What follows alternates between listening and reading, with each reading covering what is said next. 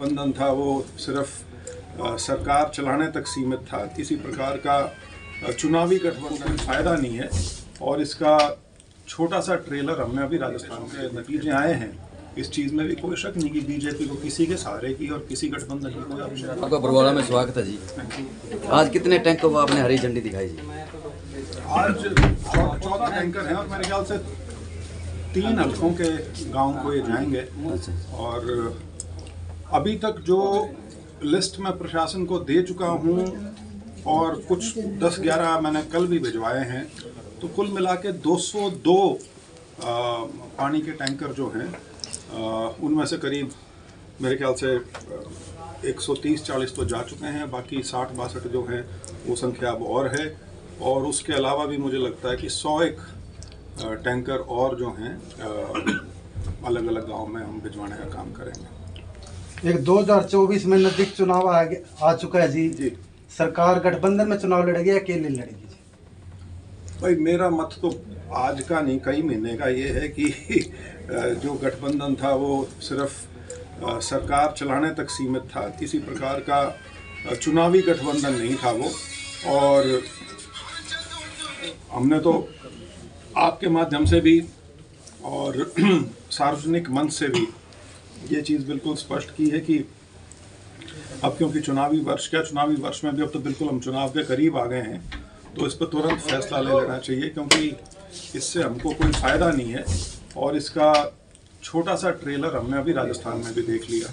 वहाँ भी बहुत बढ़ चढ़ के बातें की जाती थी, लेकिन जिस प्रकार का नतीजा आया है वो आप सब ने वहाँ पे देखा है। तो करीब वैसी स्थिति यहाँ है उन लोगों की। तो ये सोचें कि हमको उससे कोई राजनीतिक लाभ हो रहा है, तो ऐसा कुछ है नहीं। और जिस प्रकार से 3 प्रदेशों के नतीजे आए हैं, इस चीज़ में भी कोई शक नहीं कि बीजेपी को किसी के सहारे की और किसी गठबंधन की कोई आवश्यकता नहीं। हिसार लोकसभा सीट को लेकर के क्या कुछ कहना चाहेंगे? हिसार लोकसभा, हरियाणा में 10 लोकसभा सीट है, उनमें से एक है इसका हिसार लोकसभा नंबर 4 है। इसके अंदर करीब 450 गाँव है। अपने चुनाव नहीं, आप अपने चुनाव के बारे में क्या कुछ कहना चाहेंगे? चुनाव तो लोगों ने जिताना है जी। लोग वोट देंगे, जिसको पसंद करेंगे वो जीतेगा। बाकी बिल्कुल मैं लोगों के पास दोबारा जाएंगे बीच में चुनाव का जब समय आ जाएगा। अभी तो हैं 3-4 महीने। बरवाला हल्के से पूर्व विधायक रामनिवास घोडेला ने एक बयान दिया है जिसमें कहा है भाई सांसद महोदय को तो मोदी के नाम के वोट मिले हैं। इस पर आप क्या कुछ अपनी टिप्पणी देना चाहेंगे? विपक्ष के नेता के बारे में कोई टिप्पणी मैं क्या दूं? अब मोदी जी के नाम की अगर वोट हैं तो उसमें क्या तो बुराई है और किस बात की झिझक होनी चाहिए? वो जिनके नाम की वोट लेना चाहते हैं लेके देख लें जी। 44 थी, फिर 52 आई हैं, अब पता नहीं कितनी आएंगी। तो वो तो जो नेता है, जो पार्टी है, बिल्कुल उनके नाम पर चुनाव लड़ा जाएगा। क्यों नहीं लड़ा जाएगा? वो तो अभी भी लड़ा जाएगा जी। और वो नहीं लड़ेंगे किसी के नाम पे जी। उनकी पार्टी भी तो किसी के नाम पे चुनाव लड़ेगी जी। अब वो खुद भी एमएलए का चुनाव यदि लड़ेंगे तो सिर्फ घोडेला के नाम से थोड़ी लड़ेंगे, वो भी तो किसी का लेके आओगे। तो पार्टी के जो नेता हैं, जो शीर्ष के जो नेता हैं, हर नेता का अपना एक प्रभाव होता है, अपना एक लोगों के बीच में उनका विश्वास होता है और लोग उस चीज़ को बहुत उस पर करीबी नज़र रखते हैं और उसी हिसाब से फिर अपने वोट का निर्धारण करते हैं। और आज के दिन इसमें कोई संदेह नहीं है कि मोदी जी का जो व्यक्तित्व है और जो राजनीतिक दर्जा उनका आज के दिन है, तो उसके तो कोई आसपास है नहीं। तो स्वाभाविक सी चीज़ है कि चाहे कैंडिडेट हो या पार्टी हो, सबको उस चीज़ का लाभ है।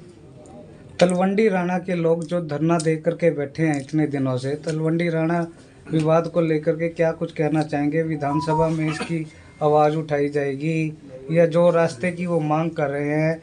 सिर्फ एक यही कहा जा रहा है भी सरकार सिर्फ खाना पूर्ति कर रही है। नहीं, खाना पूर्ति नहीं होती जी। उसमें ये कोई मुद्दा ऐसा नहीं है कि उसको उसकी सुनवाई नहीं हुई है। वो हर स्तर पे सुना गया है, उसका हल निकालने का इंतज़ाम भी किया गया है। थोड़ी सी अड़चन जो थी वो ये थी कि जो रास्ता निकालने की प्लानिंग है वो कुछ फॉरेस्ट का इलाका आता है जहाँ से उसको आगे जाके उसका जुड़ाव होना है।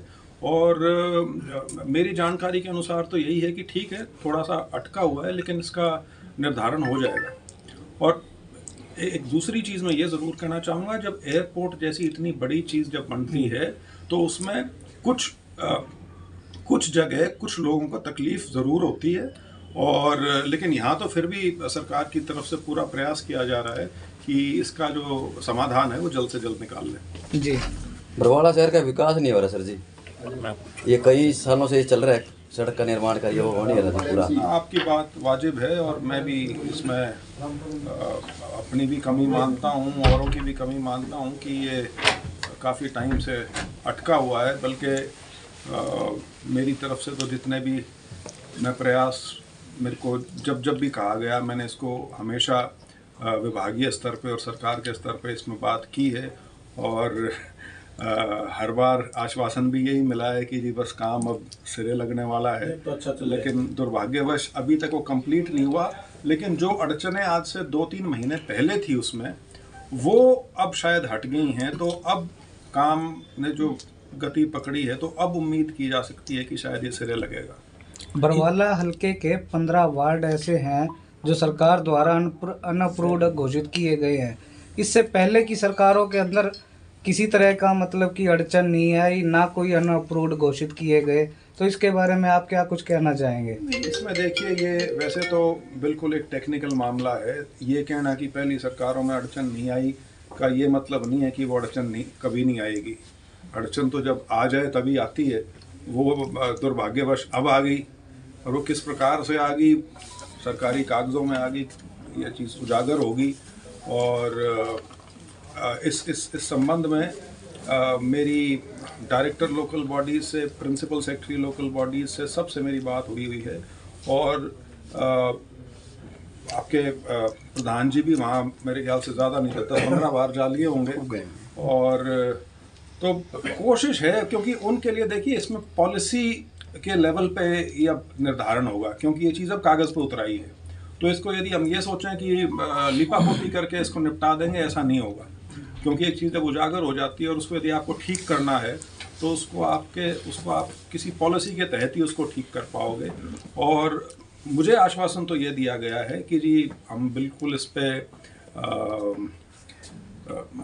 एक सही पक्ष रखने के लिए सरकार के सामने उसमें वो प्रयास कर रहे हैं, जिससे कोई पॉलिसी आ सके, जिससे इनके जो विकास कार्य हैं इन करीब 14-15 वार्डों के, मेरे ख्याल से 12 तो ज़्यादा प्रभावित हैं शायद, उनके काम जो हैं वो सुचारू रूप से हों। और इनका जो ऑथराइजेशन होना है, या जो भी सरकार जो भी व्यवस्था निकालेगी, मेरे ख्याल से जल्दी हो जाएगा।